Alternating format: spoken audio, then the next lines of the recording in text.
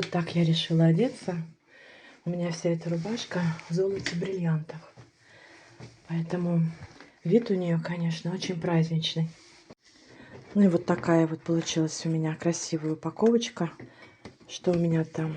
Конечно же, подарок и денежки, да? Поэтому я готова. Моим мальчикам пишу на крыльях любви.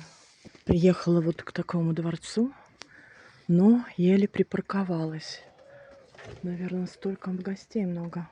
Даже не знаю, можно здесь будет снимать или нет, но посмотрим, что скажет молодожен.